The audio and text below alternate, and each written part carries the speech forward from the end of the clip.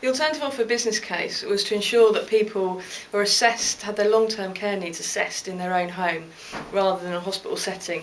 The reason that we identified this was that 47% of placements that Dorset County Council made were from a hospital setting at a time of crisis, chaos and uncertainty.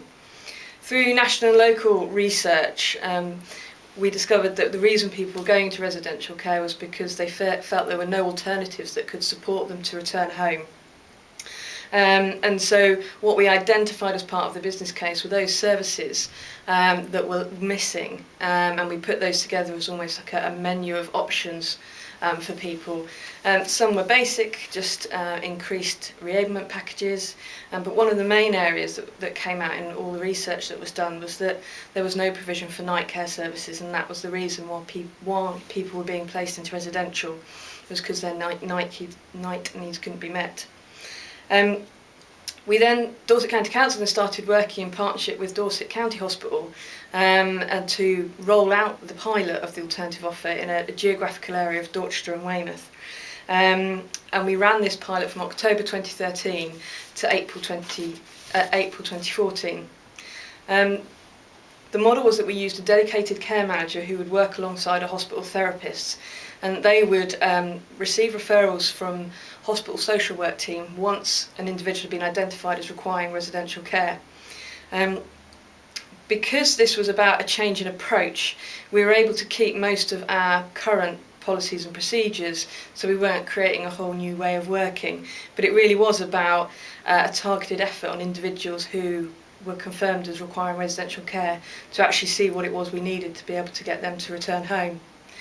We set a number of key performance indicators, from delayed transfers of care to length of stay, reduction in the number of people being admitted into residential care, and also patient and carer satisfaction. Once somebody was identified by the hospital social work team as requiring residential care placement, they were referred to the dedicated care manager, and they were seen by the therapist and the care manager, and they could be returned home within 5 to 7 days with a package of care sorted out. If somebody would have been placed into residential care placements from the hospital can take up to 3 weeks. So in terms of delayed transfers of care and reduced length of stay, it's certainly impacted in those areas. So the other key performance indicator was about the number of residential care placements that the local authority were actually making directly from that hospital setting. And in the same period of the pilot last year, there were 9 placements made.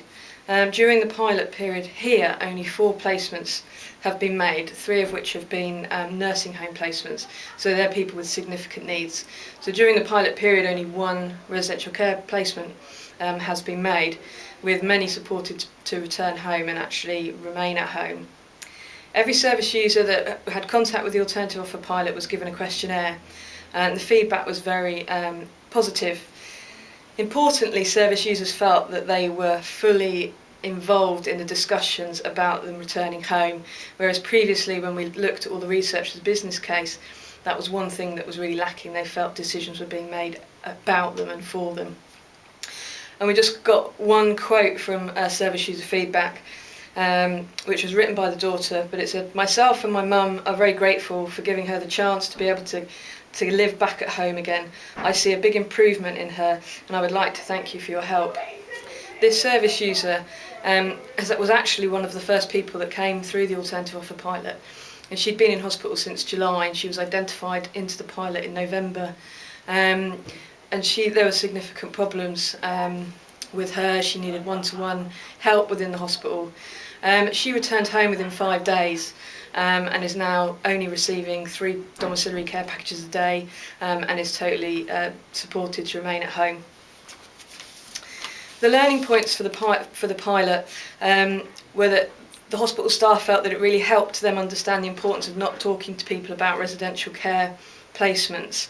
The therapist involved with the pilot said the biggest learning point was how much power professionals have over people's lives and over the impacts that those decisions have on the person's life.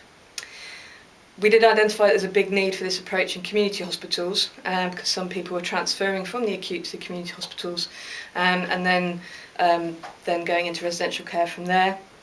We also discovered some difficulties in community capacity for double-ups or people that required hoists. Interestingly, what came out in all the research was the requirement for a provision of waking nights because people didn't have any night care needs. We've not used one waking night in it for an individual. We have used a roaming night care service which has been able to do pop-in visits during the night. Our next steps is that we'd like to roll this out further and across the whole geographical area of Dorset, which would cover 2 more acute hospitals and our community hospitals as well.